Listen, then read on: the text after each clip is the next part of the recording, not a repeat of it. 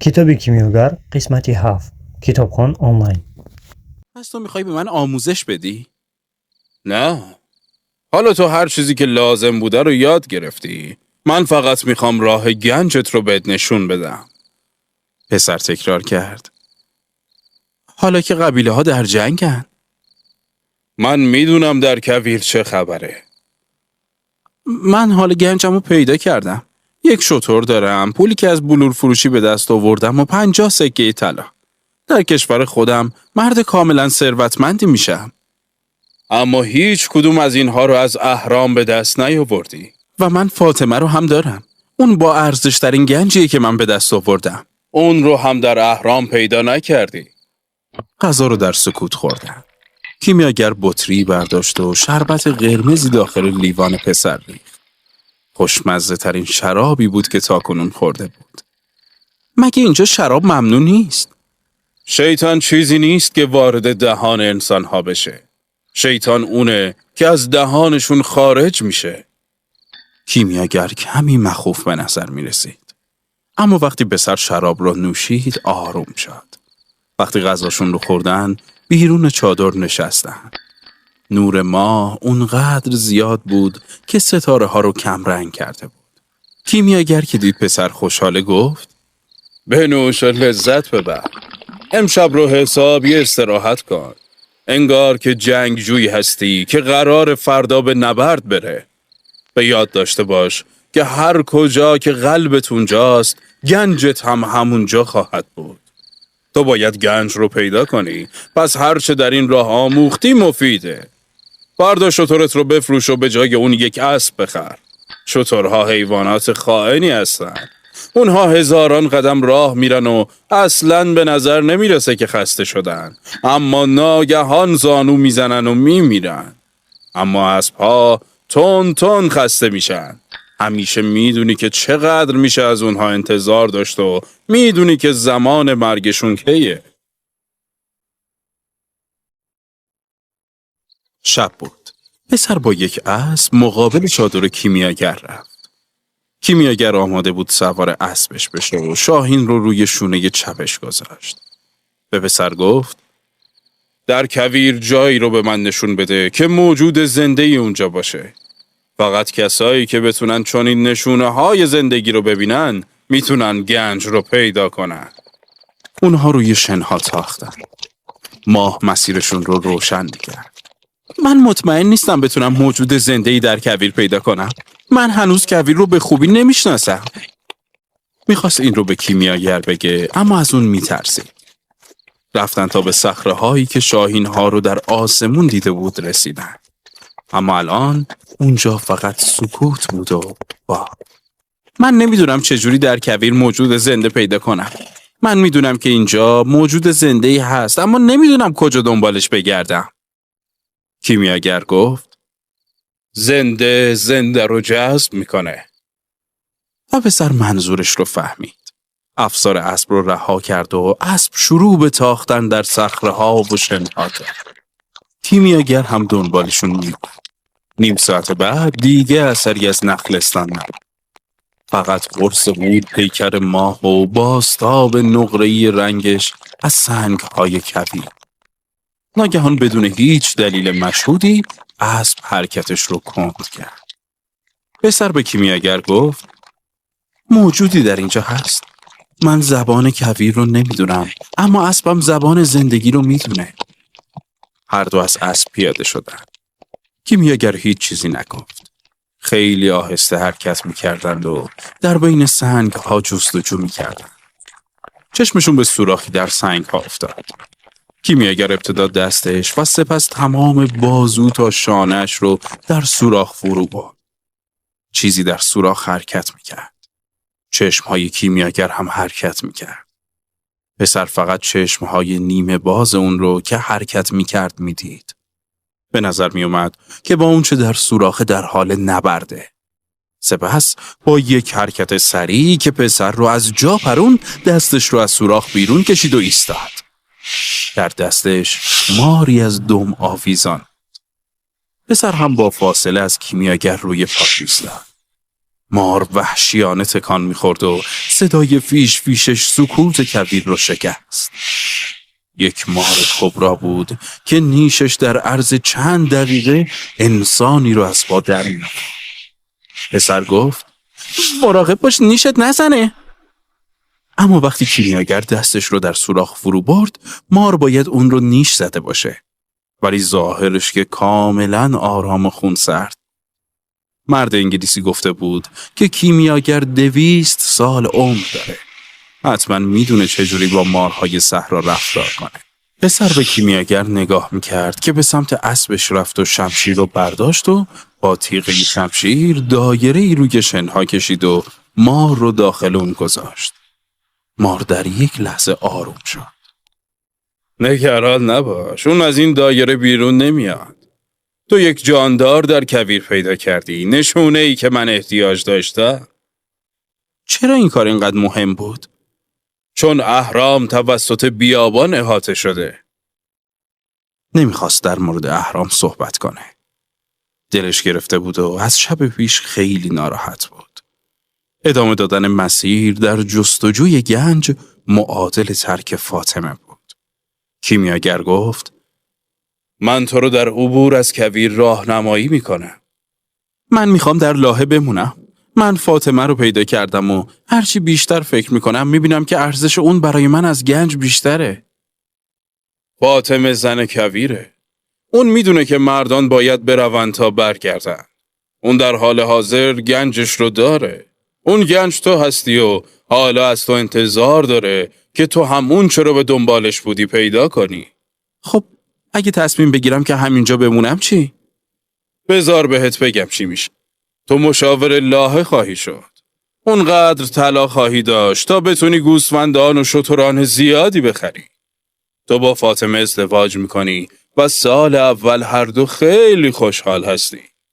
تو یاد میگیری که کویر رو دوست داشته باشی و با تمام 50,000 ساکن لاهه آشنا میشی. تو به رشد اونها نگاه میکنی و در میابی که دنیا مدام در حال تغییر و مدام در درک نشانه ها پیشرفت میکنی، چون کویر بزرگترین استاد موجوده.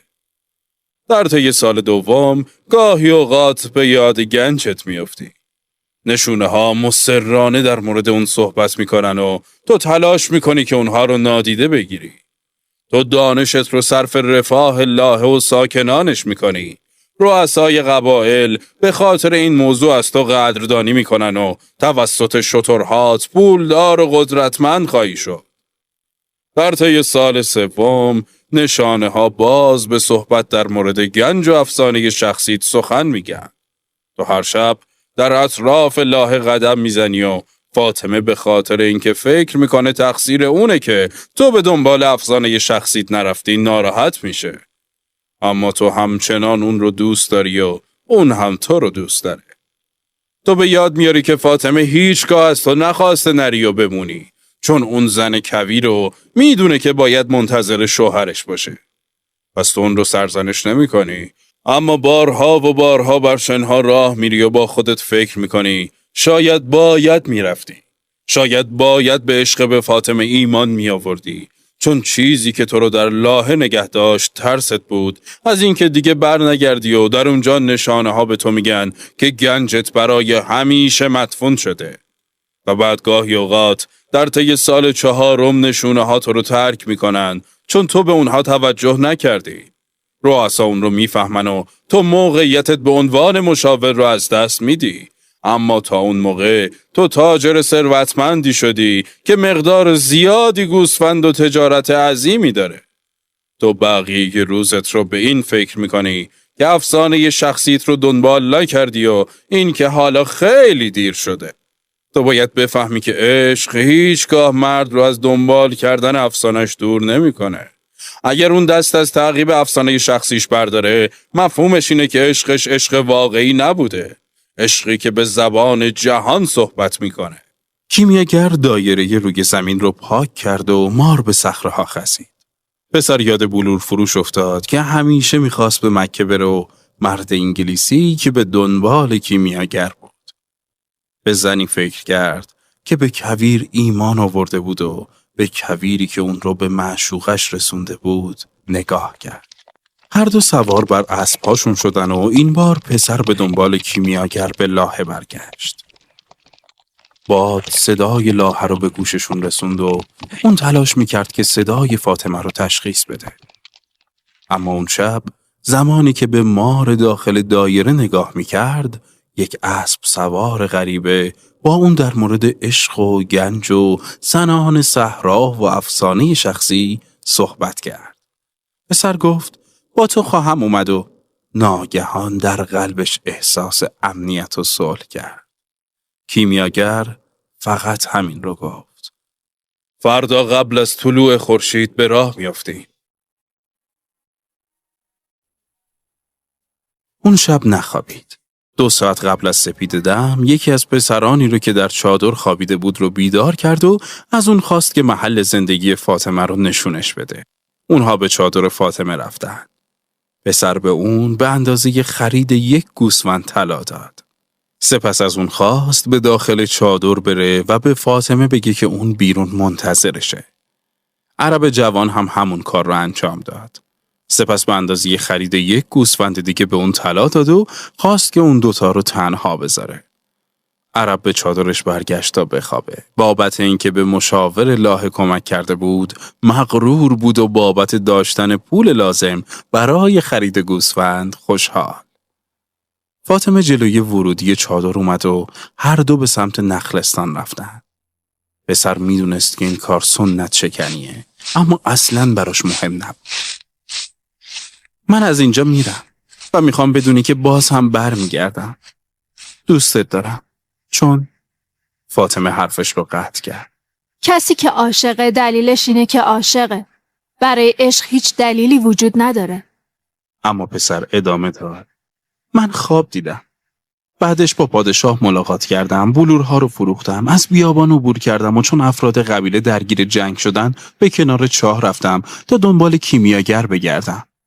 پس تو رو دوست دارم. چون کل کائنات منو یاری کرد تا تو رو پیدا کنم. همدیگر رو در آغوش گرفتن. این اولین باری بود که هر کدوم دیگری رو لمس می‌کرد. پسر گفت من برمیگردم. فاطمه گفت قبل از این من همیشه با اشتیاق به کویر نگاه می کردم. اما این بار با امید.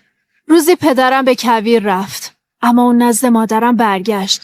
و از اون به بعد همیشه برگشته. دیگه چیزی نگفتن. کمی از نخلستان دورتر رفتن. سپس فاطمه رو جلوی ورودی چادرش بدرود گفت. من برمیگردم. همونطور که پدرت پیش مادرت برگشت. دید که چشمای فاطمه پر از اشک شد. گریه میکنی؟ فاطمه در حالی که صورتش رو برمیگردوند گفت من یک زن کویرم. اما در درجه اول یه زنم. فاطمه داخل چادر رفت. وقتی صبح شد به کارهای روزمره و همیشگیش پرداخت. اما همه چیز تغییر کرده بود. پسر دیگه در لاهه نبود و لاهه دیگه مفهومی رو که همیشه تا همین امروز داشت از دست داده بود. دیگه لاهه مکانی با 50,000 نخل و 300 چاه و جایی که زائران می اومدن و استراحت می کردن نبود. از این به بعد لاهه برای اون یک مکان خالی بود. از اون روز به بعد چیزی که اهمیت داشت کویر بود. فاطمه هر روز به کویر نگاه می‌کرد و حدس می‌زد که شوهرش راه رو توسط کدوم ستاره پیدا می‌کنه. فاطمه بوسه هاش رو به دست باد می‌سپرد و امیدوار بود که باد صورت پسر رو لمس کنه تا به اون بگه که فاطمه زنده است و منتظر برگشتشه. زنی در انتظار شوهر شجاعی که به جستجوی گنج رفته. از اون روز به بعد کویر فقط یک چیز رو براش زنده می کرد. امید به بازگشت اون.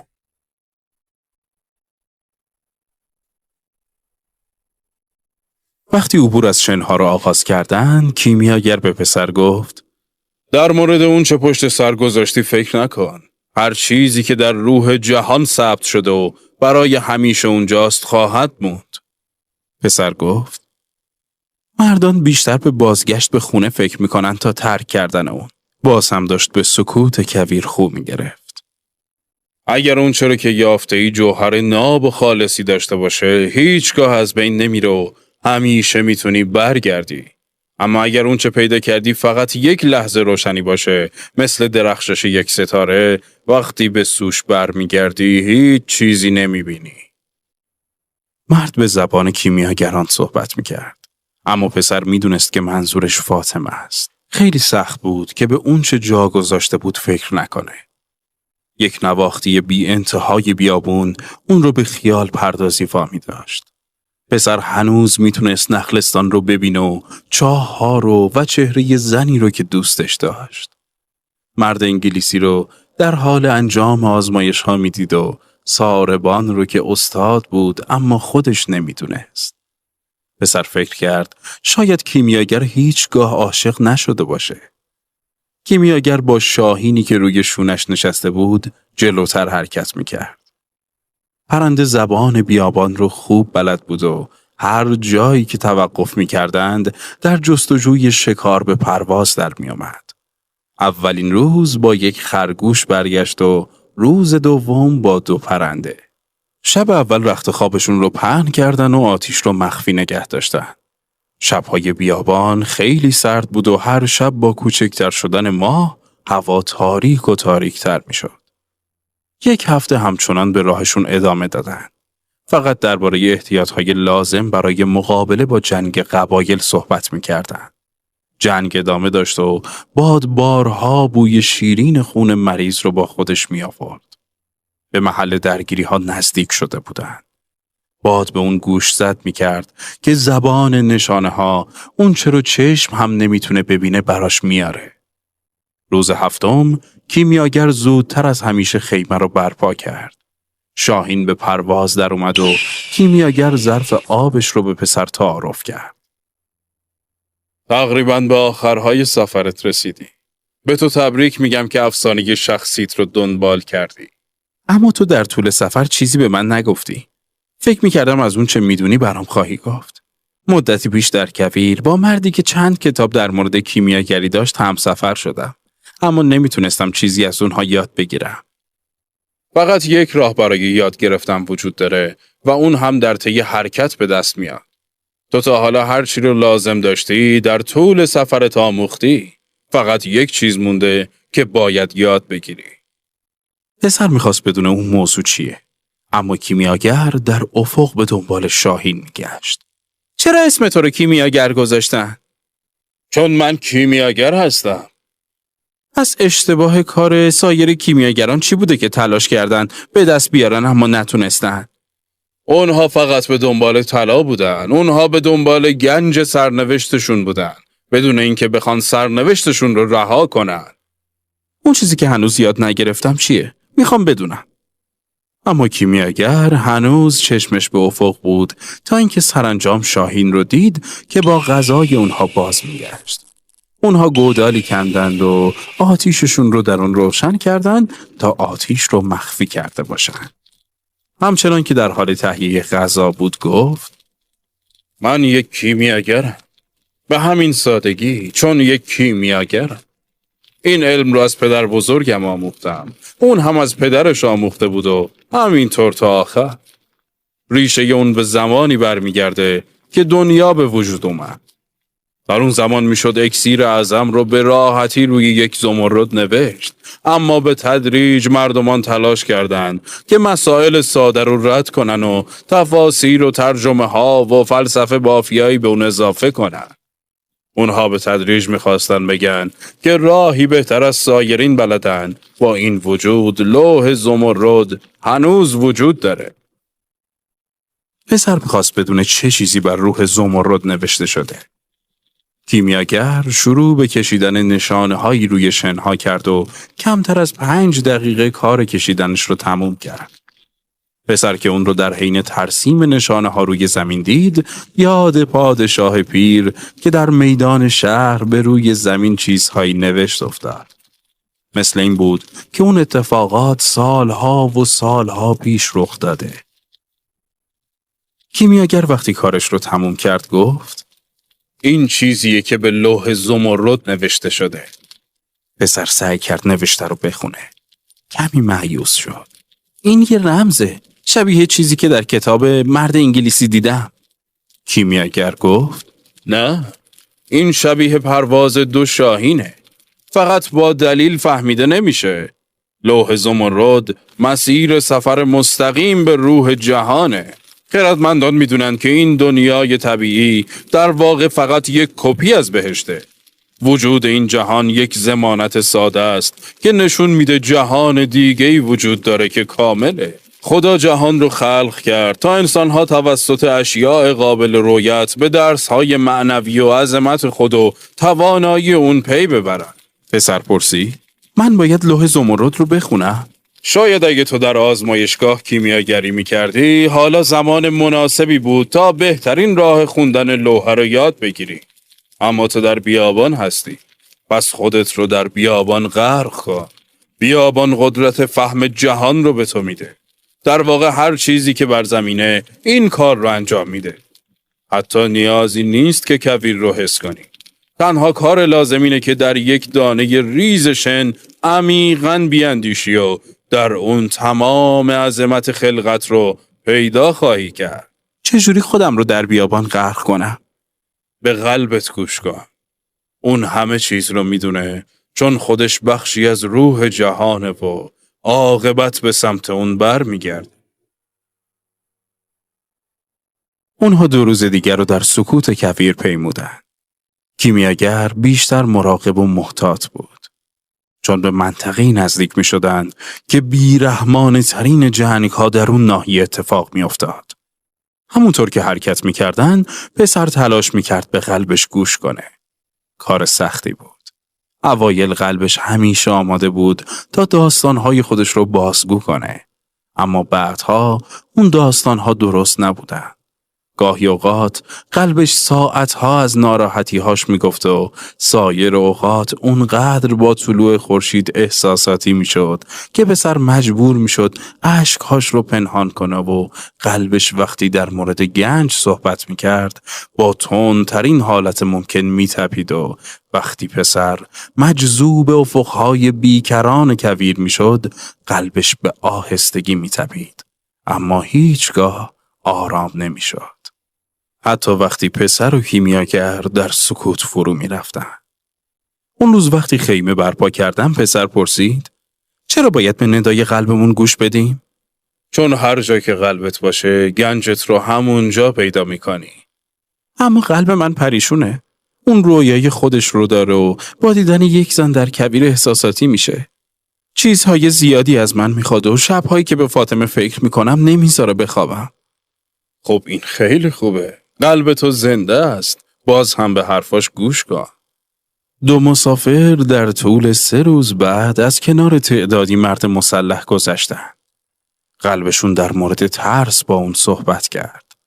داستانهایی رو که از روح جهان شنیده بودند بازگو کرد.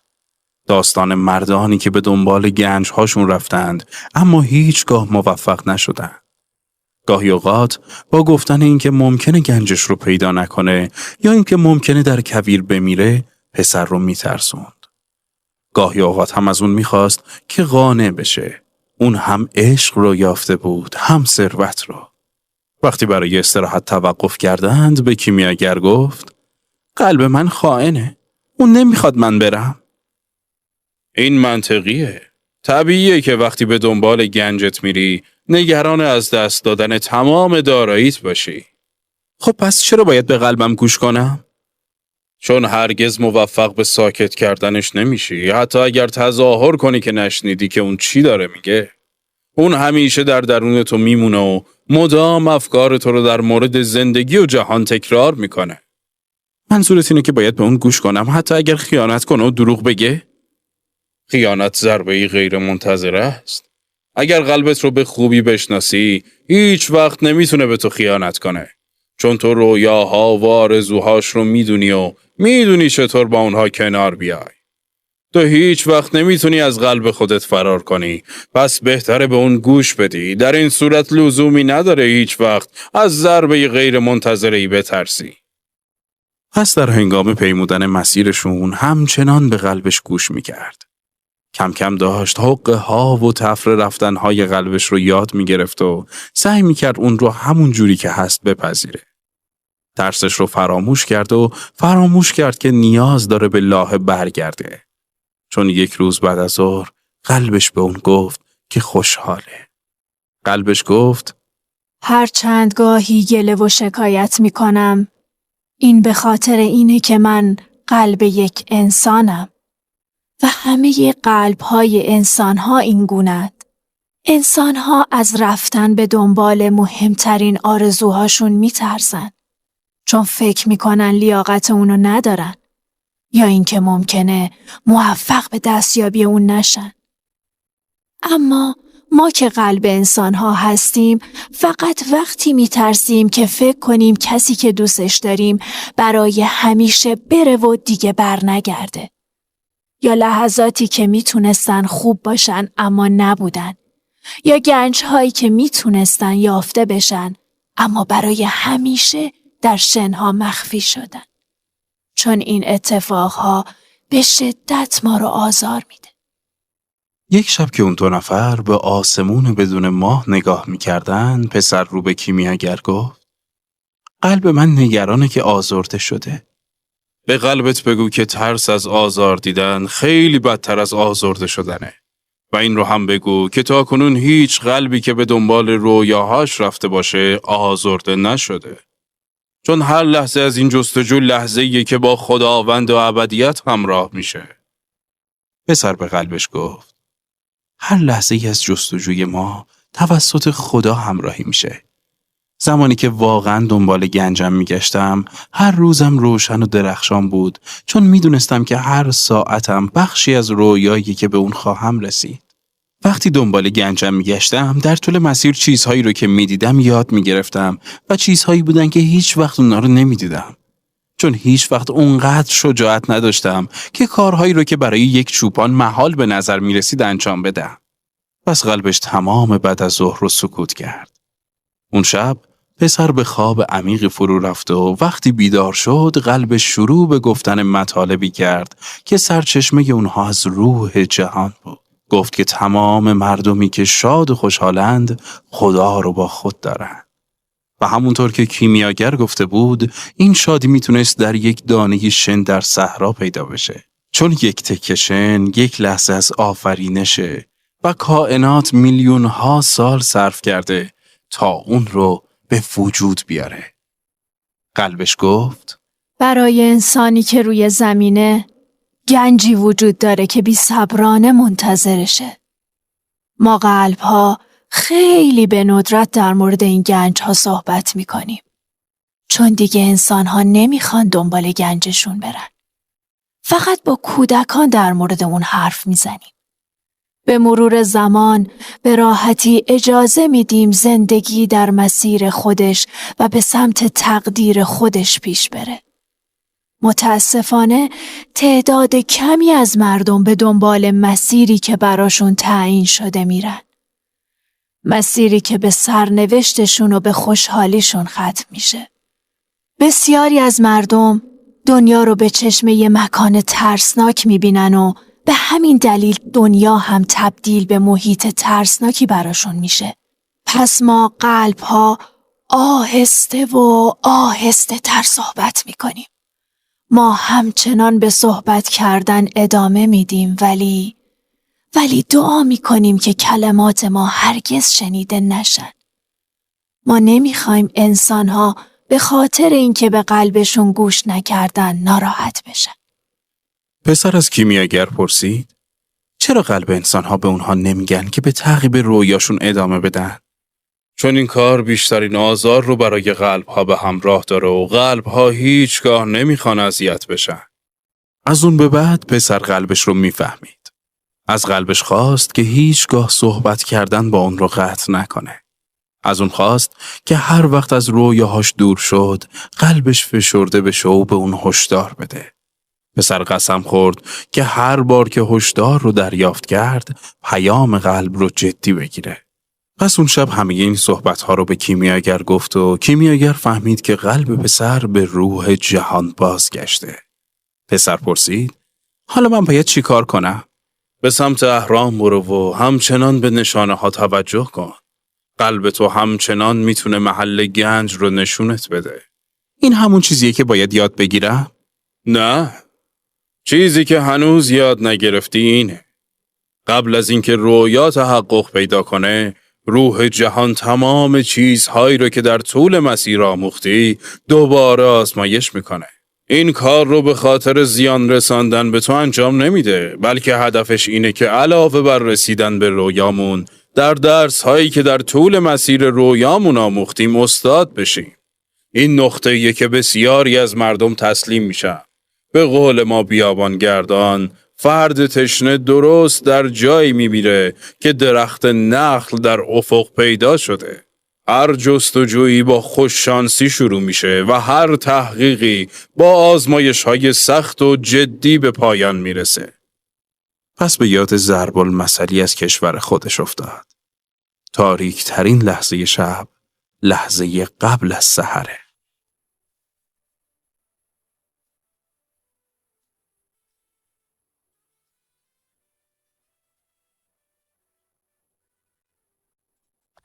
روز بعد اولین نشان واضح خطر آشکار شد. 3 مرد مسلح ظاهر شدن و از پسر و کیمیاگر پرسیدن که اونجا چی کار میکنن. کیمیاگر گفت من با شاهین شکار میکنم. یکی از مردان گفت ما شما رو میگردیم تا مطمئن بشیم اسلحه حمله میکنی. کیمیاگر و پسر هر دو از اسب پایین اومدن. وقتی کیف پسر رو گشتن پرسیدن چرا با خودت پول حمل میکنی؟ چون برای رسیدن به اهرام به پول احتیاج دارم. مردی که در حال جستجوی وسایل کیمیاگر بود یک قمقمه بلورین پر از مایع خاصی پیدا کرد و یک سنگ تخم مرغی شیشه‌ای زرد رنگ که کمی از تخم مرغ معمولی بزرگتر بود. پرسید اینها چی هستن؟ اون سنگ کیمیاگریه و اون هم اکسیر زندگی. اینها اکسیر اعظم کیمیاگران هستن. هر کس این اکسیر رو بنوشه دیگه هرگز بیمار نمیشه و یک تیکه از اون سنگ هر فلزی رو به طلا تبدیل میکنه. عرب ها به اون خندیدن و کیمیاگر هم خندید. اونها فکر کردن اون این پاسخ رو برای سرگرم کردنشون گفته. سپس به پسر و کیمیاگر اجازه دادن که با وسایلشون به راهشون ادامه بدن. وقتی دور شدن پسر از کیمیاگر پرسید دیوونه شدی؟ چرا همچین کاری انجام دادی؟ تا یکی از ساده ترین درس‌های زندگی رو به تو بگم. وقتی تو بزرگترین گنجت رو به همراه خودت داری و تلاش میکنی به آنها بگی، به ندرت کسی حرفت رو باور میکنه. اونها به عبور از کویر ادامه دادن. با گذشت هر روز قلب پسر آرام آرام تر میشد. دیگه نمیخواست در مورد مسائل گذشته و آینده بدونه. از اندیشیدن به کویر خوشنود بود و اینکه به همراه پسر از روح جهان بنوشه. حالا پسر و قلبش با هم دوست شده بودن و دیگه هیچ کدوم نمیتونست به دیگری خیانت کنه. صحبت کردن قبلش باعث به وجود اومدن انگیزه و قدرت در پسر شد. چون روزهایی که در سکوت میگذشت خیلی خسته کننده بود. قلبش گفت که قوی ترین ویژگی های پسر چیه؟ شجاعتش در رها کردن گوسفندان و تلاش برای رسیدن به افسانه شخصی و جدیتش زمانی که در بلور فروشی کار میکرد. و قلبش مورد دیگه ای رو به اون گفت که پسر هرگز متوجه نشده بود. در مورد خطراتی که پسر رو تهدید کرده اما اون هیچ وقت مطلع نشده. قلبش گفت که یک بار که پسر اسلحه پدرش رو برداشته بود قلب اون رو پنهان کرده بود. چون ممکن بود پسر زخمی بشه و اون روزی رو به یادش آورد که پسر بیمار شد و در مرتع استفراغ کرد و سپس به خواب عمیقی فرو رفت.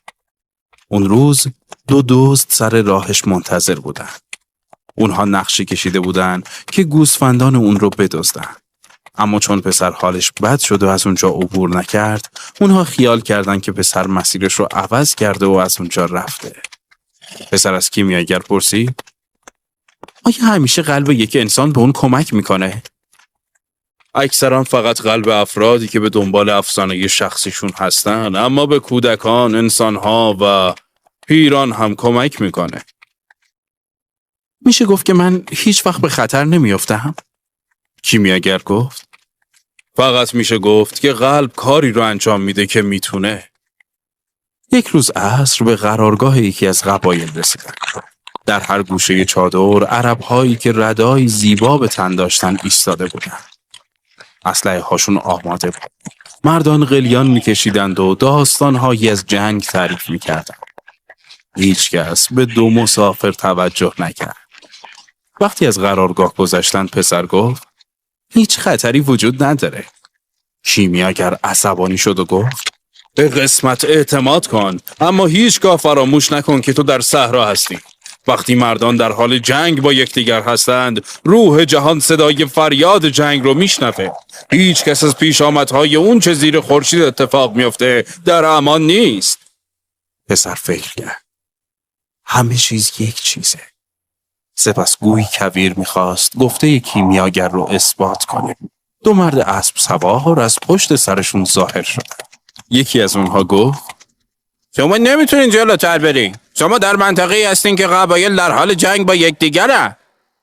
کیمیاگر مستقیما چشم به چشم یکی از اون دو دوخت و گفت خیلی از اینجا دور نمیشن. اونها لحظه‌ای سکوت کردن و سپس قبول کردن که پسر و کیمیاگر به راهشون ادامه بدن. پسر به این داد و ستد نگاه کرد و شگفت زده شد. تو با اون طرز نگاه کردنت به دو سوارکار چیره شدی. کیمیاگر پاسخ داد چشمان تو قدرت روح تو رو نشون میدن. پسر اندیشی درسته. اون در بین توده مردان مسلح در اردوگاهی در پشت سر گذاشتن متوجه نگاه خیره و ثابت مردی شده بود که با این که چهرش پیدا نبود. اما پسر کاملا حس میکرد که اونها رو نگاه میکنه. سرانجام وقتی از رشته کوههایی که در سرتاسر افق کشیده شده بود گذشتن، کیمیاگر گفت فقط 2 روز تا اهرام راه مونده.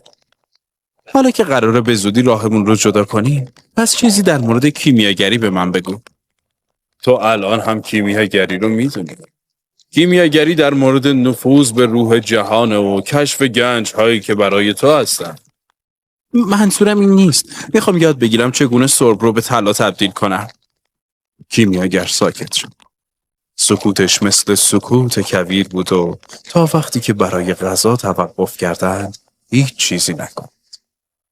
در جهان هر چیز نمایان شده و برای خردمندان طلا دورترین و آخرین نموه. از من نپرس چرا. چون نمیدونم، فقط میدونم که همیشه حق با سنته.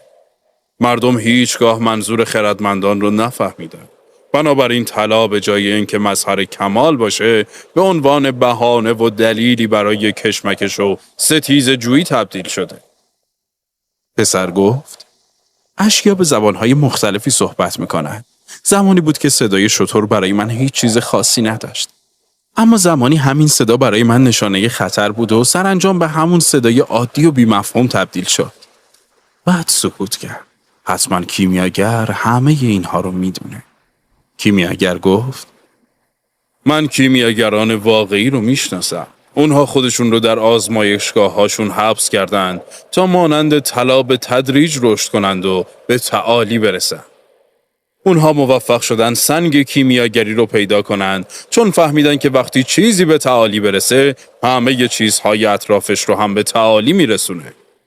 سایرین به صورت تصادفی سنگ رو پیدا کردند. اونها قبلا هدیه رو دریافت کرده بودند و روحشون برای چنین چیزهایی آماده تر از سایرین بود.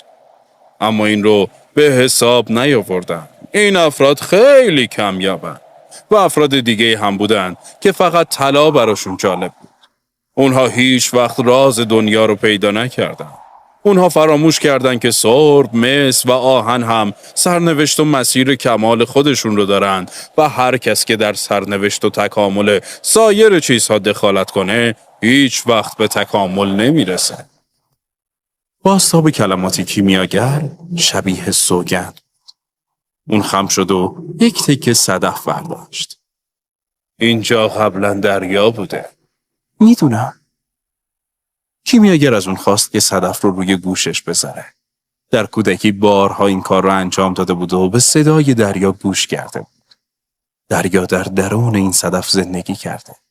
چون افسانه شخصیشه و دریا همچنان درون اون خواهد موند تا زمانی که یک بار دیگه کویر با آب پوشونده بشه. تشکر برای صبر و حوصله‌تان که تا اینجا کتاب گوش کردین و ما ادامه کتاب رو در قسمت 8 میشنویم. کتابی کیمیاگر نویسنده ویکتور فرانکل، کتابخوان آنلاین. تشکر که با ما تا اینجا بودید. تا قسمتی بعدی، خدا حافظ.